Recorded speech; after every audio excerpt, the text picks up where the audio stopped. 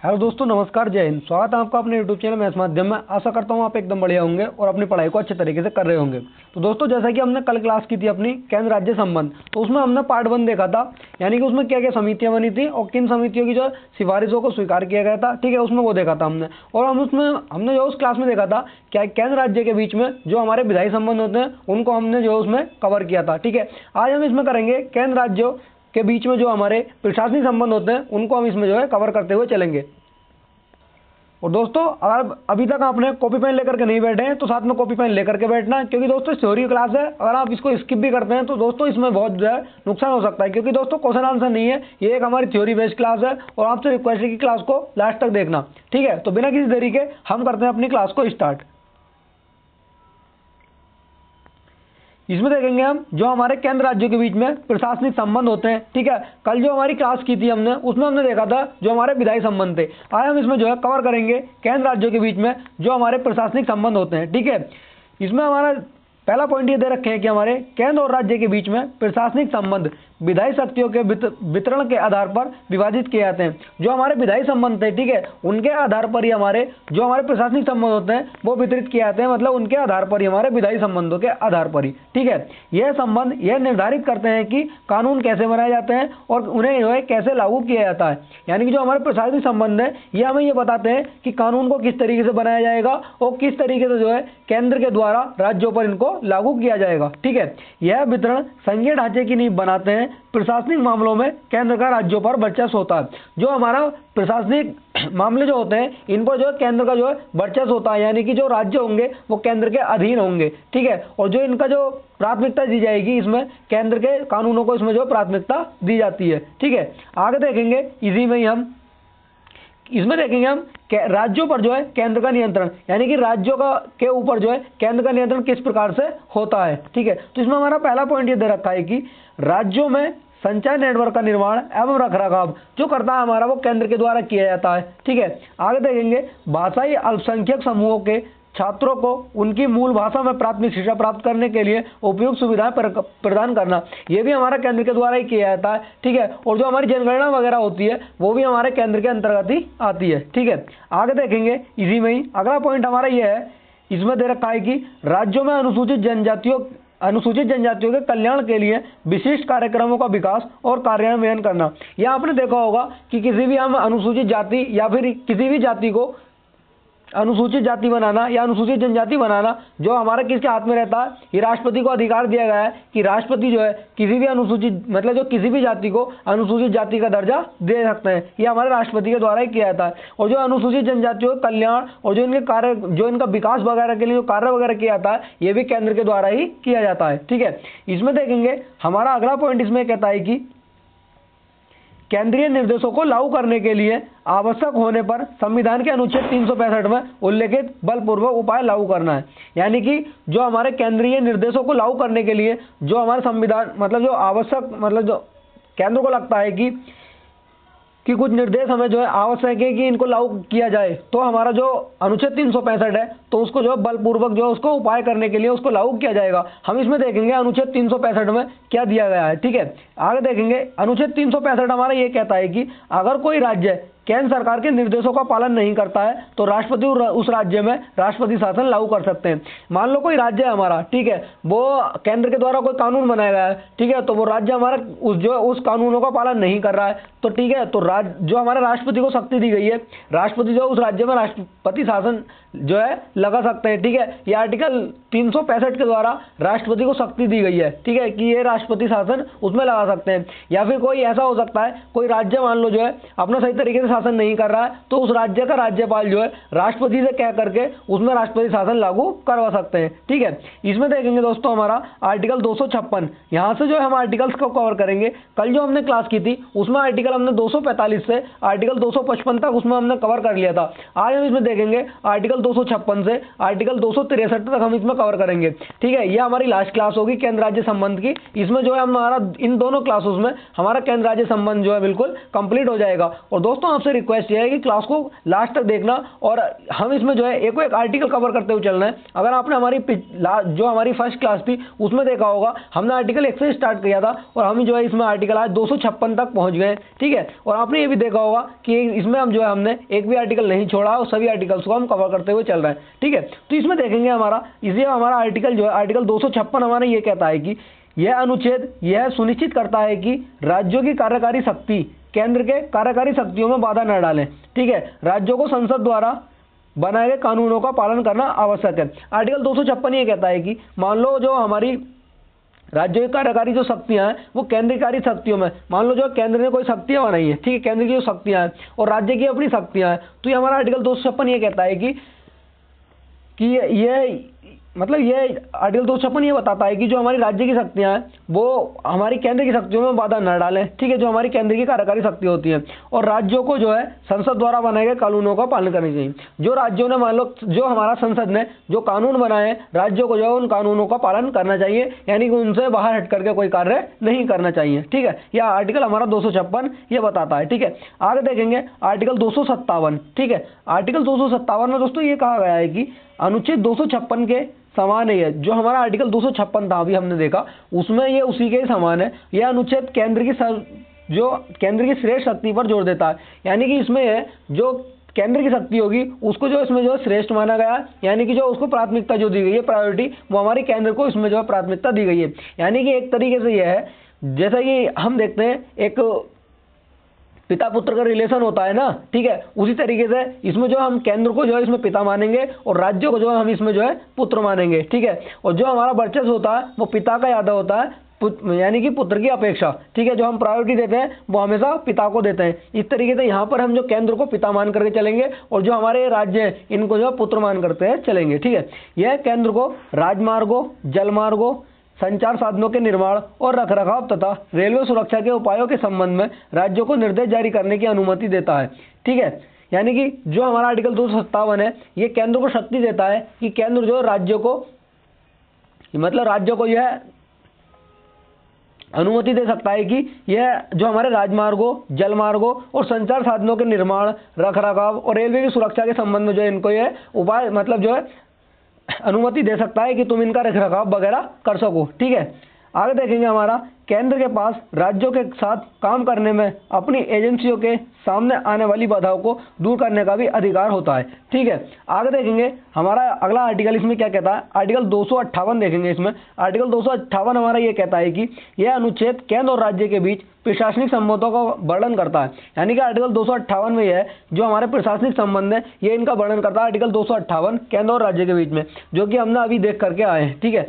वह केंद्र को राज्यपाल या राज्य के अधिकारियों को राज्य की कार्यकारी शक्ति के भीतर मामलों से संबंधित संघ के कुछ कार्यों को सौंपने का प्रावधान करते हैं। इसमें जो है दोस्तों जैसे ही मैंने आपको बताया था कि राज्यपाल की नियुक्ति जो होती है वो इसीलिए होती है कि राज्य की जो जानकारी वगैरह है, ठीक है, और राज्य को जो चलाना है, ठीक है, केंद्र के द्वारा वो एक इसमें जो चला सकते थे ये तो राष्ट्रपति चला सकते थे, लेकिन इसमें जो राष्ट्रपति ना चला करके राष्ट्रपति जो है एक अपना जो है अधिकारी नियुक्त करते हैं जो राज्यपाल होता है, और वो राज्यपाल जो है उस राज्य की देखरेख वगैरह और जो उसकी जानकारी वगैरह होती है वो राष्ट्रपति को समय समय पर देता है, ठीक है। और दोस्तों इसमें यह भी कहा जाता है कि जो हमारा राज्यपाल होता है ये हमारा केंद्र की कठपुतली होता है, यानी कि हमारा जो संघ की जो हमारा जो केंद्र की सरकार होती है उसकी एक ये राज्यपाल कठपुतली के रूप में कार्य करता है राज्य के अंदर, ठीक है। आगे देखेंगे हमारा आर्टिकल 259 ये कहता है कि राज्य में सशस्त्र बलों की जो है तैनाती, ठीक है। आर्टिकल जो हमारा 259 है इसको जो दोस्तों 7वें संविधान संशोधन के द्वारा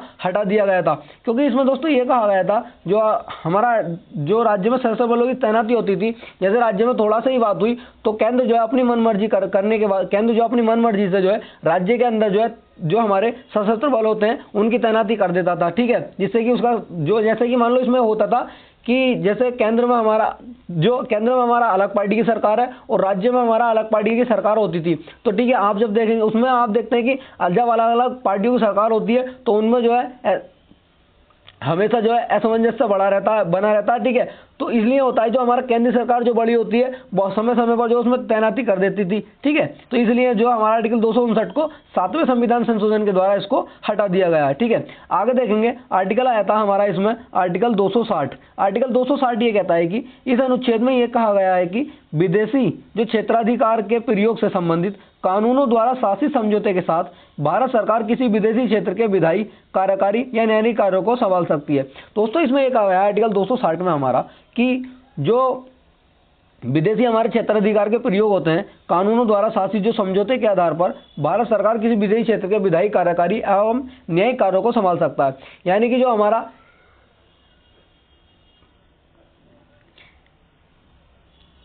ठीक है, इसमें जैसे न्यायिक हमारा कार्यकारी होता है, जो हमारा विधायी कार्यकारी, जैसे मान लो किसी देश में, ठीक है, जैसे मान लो बांग्लादेश में ही हमारा अभी इतना बड़ा वो चल रहा था, ठीक है, सरकार वहाँ की भंग हो गई थी और वहाँ पर जो है हमारा सेना का शासन हो गया था उसमें।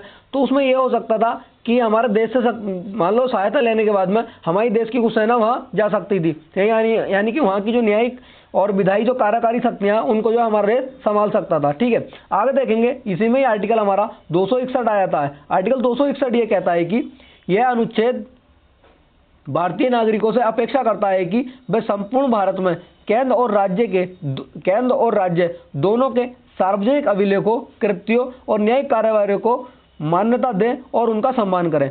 यानी कि जो हमारे सार्वजनिक अभिलेख हैं, ठीक है, और जो हमारे कार्य हैं सार्वजनिक, तो और जो न्यायिक कार्यवाहियाँ हैं, ठीक है, उनको मान्यता दें और उनका सम्मान करें। और जो केंद्र राज्यों के बीच में जो हमारे संबंध हैं, ठीक है, जैसे मान लो जो कार्रवाइयाँ होती हैं केंद्र राज्यों के बीच में और जो हमारे कानून वगैरह बनाए जाते हैं उनका उल्लंघन वगैरह ना करें, ठीक है। ये आर्टिकल हमारा 261 इसमें कहता है, ठीक है। आगे देखेंगे इसी में आ जाता है हमारा आर्टिकल 262, ठीक है। 262 हमारा आर्टिकल ये कहता है कि यह लेख राज्यों के बीच जल से संबंधित विवादों के निपटारे से संबंधित है। यह केंद्र जल संसाधनों से संबंधित राज्यों के बीच विवादों का निपटारा करता है। आर्टिकल 260 हमारा ये कहता है कि जैसे कि हमने देखा था जो हमारा साउथ में जल विवाद से संबंधित जो हमारे विवाद होते थे, तो हमारा इनको जो है जो बाकी विवाद होते थे वो तो मतलब जो केंद्र राज्य विवाद होते थे वो तो हमारा सुप्रीम कोर्ट सुन लेता था, लेकिन जो हमारे जल विवाद वगैरह राज्यों के बीच में जो हमारे जल विवाद होते थे उसको जो सुप्रीम कोर्ट नहीं सुनता था, यानी सुप्रीम कोर्ट की अधिकारिता के अंतर्गत वो नहीं आता था।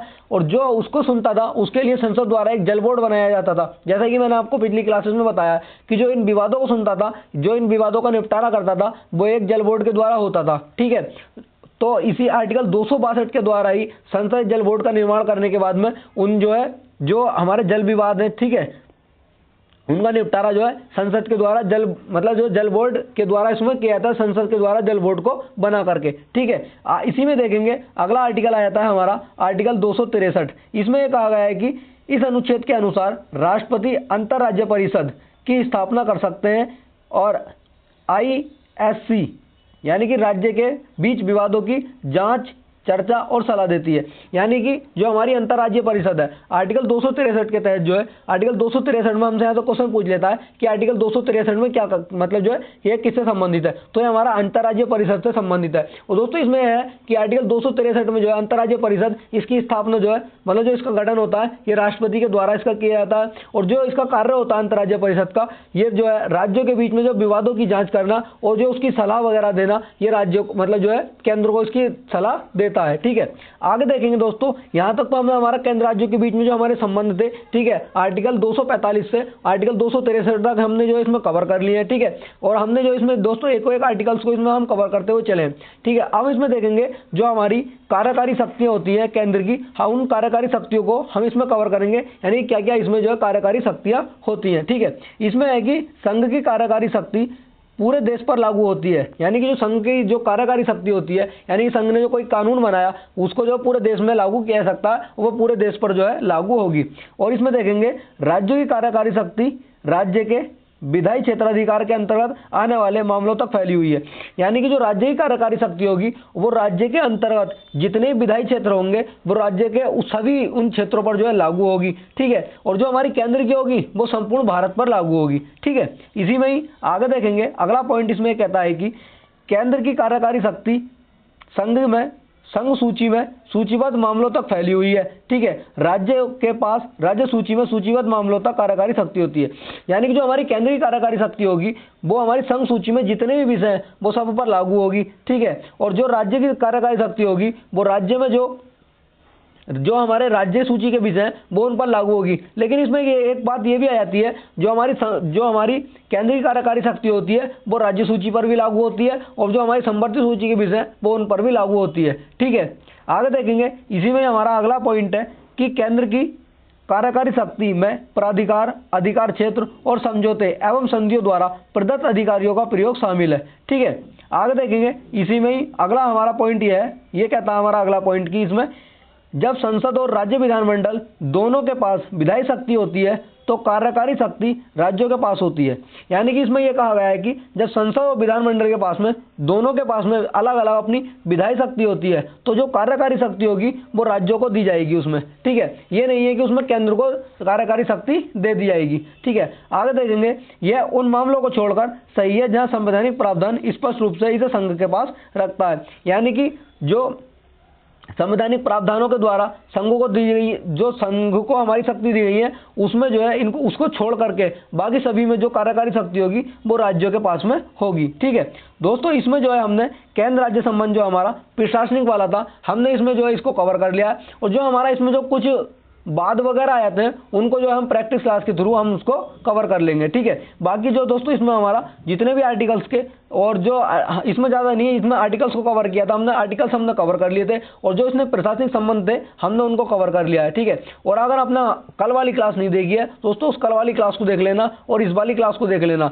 ठीक है, अलग अलग क्लासें इसलिए दोस्तों रखी हैं क्योंकि इसमें जो ज़्यादा बड़ी क्लास रखते हैं तो आप थोड़ा बोरिंग फील करते हैं, इसलिए ज़्यादा बड़ी क्लास नहीं रखी थी। जो छोटी छोटी 2 क्लासें रखी हैं जो कि इन क्लासों को आप एक साथ देखेंगे तो आराम से आपका टॉपिक क्लियर हो जाएगा। ठीक है, और आपने अगर हमारी पिछली क्लास नहीं देखी है दोस्तों उन क्लासेस को भी आप कवर कर लीजिए, क्योंकि दोस्तों ऐसा नहीं होता कि वैकेंसी आने पर आप एकदम कवर करें तो उसमें थोड़ी दिक्कत हो जाएगी। अगर आप अभी से ही कवर करते हुए चलेंगे तो वैकेंसी आने तक आप जो अच्छे तैयारी आपकी हो जाएगी। और इसी के साथ साथ जो हम थ्योरी के साथ साथ हम जो मतलब हमारा चैप्टर जब पूरा हो जाता है तो उसको हम जो प्रैक्टिस सेट कर ही रहे हैं जो हमारे प्रीवियस ईयर में पूछे गए।